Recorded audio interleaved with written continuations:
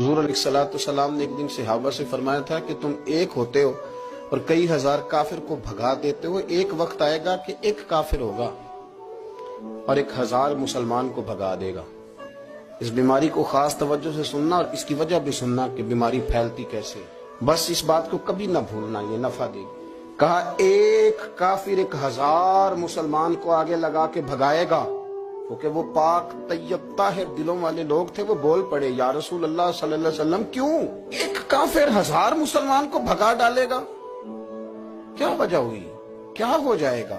2 جملے میرے نبی کریم اور بات ختم کر دی، 2 جملے فرمایا تمہیں وہن ہو جائے گا، وہم نہیں وہن، واو ہا نون، تمہیں وہن ہو جائے گا۔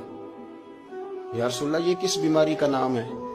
تو اللہ کے رسول علیہ السلام فرمانے لگے اس کا ترجمہ یہ ہے کہ تمہیں دنیا سے پیار ہو جائے گا اور تمہارا مرنے کو دل نہیں کرے گا۔